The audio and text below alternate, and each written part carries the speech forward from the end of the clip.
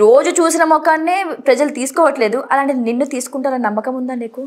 చెన్నైకి వెళ్ళి direction course చేశాను నేను లయోలా కాలేజ్లో. బిఫోర్ ఐ కమింగ్ హియర్ 20లోనే చేశాను. తర్వాత చిన్న అవగాహన ఉంది. అసలు నీ యూట్యూబ్ ప్రయాణం ఎన్ని ఇయర్స్? 4 years. 2 years చేసింది. నీ కథ ఎన్ని ఇయర్స్ నుంచి స్టార్ట్ అయింది? 4 years. కథే నా కథే. మూవీ కథ 16 నెలలు అంతే. 16 నెలలు. 2020 జూన్ కరోనా ఎండింగ్ లో వచ్చాను. వచ్చి చిన్న కెమెరా కొనుక్కొని వీడియో ఈ స్టోరీ చెప్పిందంతా జరిగింది. 2 ఏళ్లలో ఆమె వచ్చి గొడవ పడింది. 2 ఏళ్లలో గొడవ పోయి ఆమె ఎందుకు గెలికినా నువ్వు?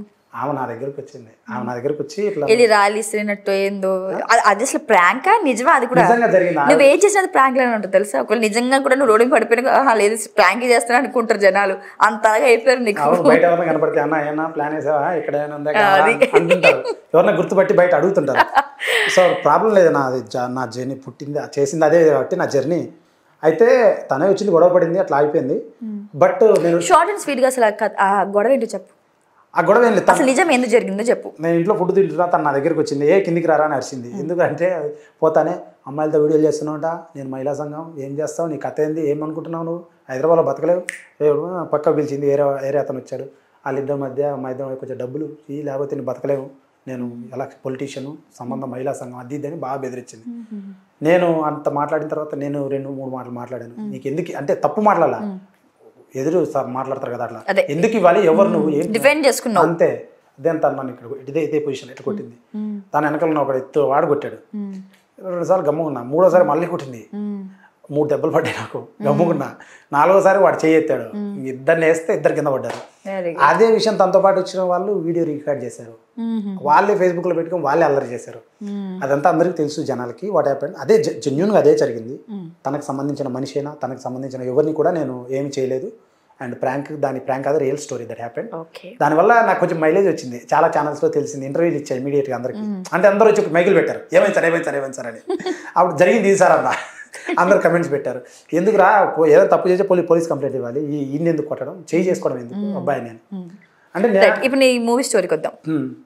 అసలు ఏం అంటే నీకు ఏం అవగాహనలో వచ్చాను నువ్వు అసలు అడుగు పెట్టావు? నీకు డైరెక్షన్ తెలుసా, మ్యూజిక్ గురించి తెలుసా, లేకపోతే స్క్రీన్ ప్లే తెలుసా, కాస్టింగ్ క్రూ తెలుసా, మేకప్ నుంచి ఇది తెలుసా? అసలు నీకు మూవీ గురించి ఉన్న అవగాహన ఏంటి? బేసిక్గా నేర్చుకున్నాను. పోను కథను బట్టి ప్రతి ఒక్క విషయాన్ని అప్డేట్ అవుతూ నేర్చుకుంటూ ఉంటాము.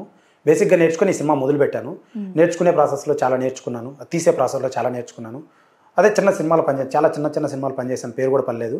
అండ్ కోర్స్ చేసి వచ్చాను. ఇంకోటి నేను యూట్యూబ్లో వీడియోలు చేసామని కెమెరా మీద అవగాహన ఉంది, ఫ్రేమ్ పైన అవగాహన ఉంది, ఎలా ఉండాలి అవగాహన ఉంది, ఎంగేజ్మెంట్ ఎంత ఉండాలని అవగాహన ఉంది, ఎలా చూస్తారని అవగాహన ఉంది. ఇప్పుడు ప్రతి వారం సినిమాలకు వెళ్తాము, కమర్షియల్ సినిమా, డబ్బులు వచ్చే సినిమాలకి. దీనికి ఎలా డబ్బులు వస్తున్నాయి, దీన్ని ఎందుకు ఎక్కువ ఆదరణ పొందుతుంది, డబ్బులు వస్తున్నాయంటే ఆదరణ పొందు, పీపుల్ లైకింగ్ ఇట్. సో అలా అన్నీ ఆలోచించుకొని ఏం నడుస్తున్నాయని ఆలోచించి నేను లారీ అని కథ రాసుకోవడం జరిగింది. అప్పుడు తీయడం అనేది ఏంటంటే మూవీ ఎంత ఇంపార్టెంటో టైటిల్ మోస్ట్ ఇంపార్టెంట్. అసలు మూవీకి వెళ్ళేది కూడా టైటిల్ చూసే 99% కూడా. మరి ఈ లారీ అని పెట్టినావు, అసలు జనాలు లారీయే కదా అని లైట్ తీసుకోరా? లేదు తీసుకోరు. ఆ టైటిల్ కూడా కొత్తగా మాసీగా ఉంది కదా, లారీ అంటేనే మాసీ టైటిల్ అండ్ సాలిడ్గా ఉందని అర్థం అని నేను అనుకోవడం. సో ఇందాక అడిగిన క్వశ్చన్కి కంటిన్యూ ఇది. సో ఈ లారీలో నేను విన్న రూమర్ అండ్ ఒక పర్సన్కి ఇచ్చిన ఇంటర్వ్యూ తర్వాత నాకు ఆ పర్సన్ నాతో మాట్లాడిన తర్వాత నాకు ఇచ్చిన ఈ క్లూ అనమాట. కరాటే కళ్యాణిని రీప్లేస్ చేసి సేమ్ ఒక క్యారెక్టర్ని ప్రాస్టిట్యూట్ లాగా లారీలు వెళ్ళేటప్పుడు ఆపే ఒక క్యారెక్టర్ని పెట్టినవని విన్నాం. లేదు అది ఎంతవరకు నిజం? ఆ క్యారెక్టర్ ఉంది, ఆవిడ కాదు అది. క్యారెక్టర్ అయితే ఉంది, అది స్టోరీలో అలా రాసుకున్నాము. అంటే like what we happen story. ఇప్పుడు లారీ రోడ్డు మీద వెళ్తూ ఉంటుంది, ఆ సీన్లే వస్తాయి. డాబా కాడ గొడవ, రోడ్డు మీద యాక్సిడెంట్, కొంతమంది ఎవరన్నా ఆపి డబ్బులు అడగడం, పోలీసు వాళ్ళు చెక్ చేయడం, లారీ కథలో ఎలాంటివి వస్తాయి సీన్స్. అట్లా రాశాను తప్ప